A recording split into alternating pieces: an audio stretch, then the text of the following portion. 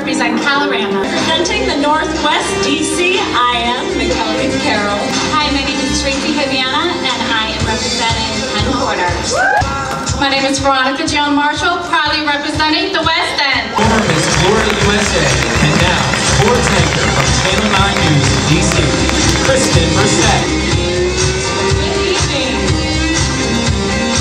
Let's hear it one more time for our great contestants. Good evening, everybody. Welcome to the 2013 Mrs. DC America pageant. What a wonderful group of ladies we have up here. Now, Mrs. DC publicly recognizes the most beautiful married women who live or work within 25 miles of the DC metro area and who have obtained personal, professional, and community achievements. Tonight, one of these young ladies, her life is going to be changed forever as she is crowned Mrs. DC America 2013. Big round of applause, support. Finally, here the top 4 finalists. Our first finalist for Mrs. DC America 2013 is Megan Barnes. Our next finalist, Mikkel Reed Carroll. Our third finalist, Sophia Nawab. And our final finalist for Mrs. DC America 2013, Tracy Hobiana. Just correcting you backstage. Mrs. DC America, third runner-up, Tracy Hobiana. All right, our Mrs. DC America, second runner-up, Mikkel Reed Carroll. The Mrs. DC America 2013 is Megan Barnes.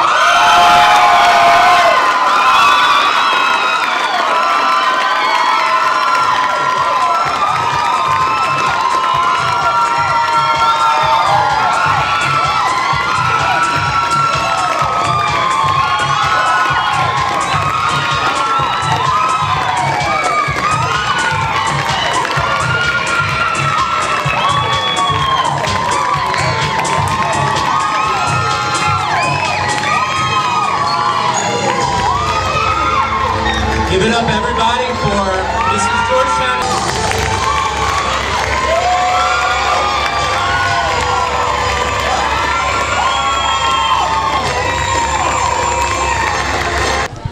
Catherine Spinelli here for Latin-E.com. We're here at the Mrs. DC America pageant, and I'm speaking with Cindy Cohen. Cindy, if you could take a moment to tell us about your background, your experience, your publicity on television, and why you're here today. Well, I won the TV show She's Got the Look, which was on TV Land. It was a model competition reality show. And my castmate, Raquel Thomas, who owns the Mrs. DC pageant, called me and said, Cindy, would you like to come and support women's empowerment and judge my pageant? And I said, of course. I believe highly in empowering women, and I thought this was a great opportunity to help out. And how do you think the event went? The ladies were beautiful, they were well-spoken. Any words of advice that you have? I think it was amazing. It was very competitive, and all of the ladies were wonderful. It was a very difficult decision for us, but I just think the women who may have not won should just keep going and keep trying, because it was really close. Were there any questions that you submitted that you felt were answered well? Yes, my question was how women who are involved in their communities and have careers and have children and husbands, how do they balance their time without feeling guilty? And I think it was answered pretty precisely. And it's, you know, your family comes first, but it's nice to also have career endeavors and to also have something going for yourself as well. Standing with the lovely Megan Barnes, newly crowned Mrs. DC America. Megan, how are you feeling right now? This has been an amazing experience. Standing on stage with 7 amazing women in the DC area, married women who are all successful, has been such an amazing experience, and it's an honor to be crowned Mrs. DC America. Did you ever think this moment would come? I did, but I still was really shocked. You know, like I said, there's so many amazing women up here on the stage, and to be the last one standing was really amazing. Can you just briefly tell us about your background, your family, and how you got to this point? Sure. I grew up in Maryland. I've lived in the D.C. area my entire life. I'm really passionate about giving back to the community, and I saw that the Mrs. D.C. America organization is very focused on the community. So I entered, and I have a mental health platform. It's something very prevalent today, especially with all the events going on, and I just did my thing, and I'm here, and I won. Well, we hope to see more of you. We will be seeing more of you as Mrs. DC America, broadcasting your platform. And if you have any words of advice for young girls looking up to you, what would that be? I would just say just to be yourself. It's when you get caught up in all the other things and you're not really focused on what your main goal was to begin with, that you get lost. So just be yourself and keep on the road you were going on, and everything will work out great. Raquel, can you take us through your background, your own modeling experience, and how you became director of this pageant? Yes, well, actually, I entered the Mrs. Maryland pageant, and I actually won. And then I went on to Mrs. America, and I won first runner-up. And then after that, they asked me to come back and see if I would like to go ahead and buy DC, the actual franchise itself, and I did not have a problem with it at all. Our particular pageant, what we do is we really do focus on women in our community, women who are married, who are beautiful, who are 18 and older, of course, and they live at least within 25-mile radius of DC.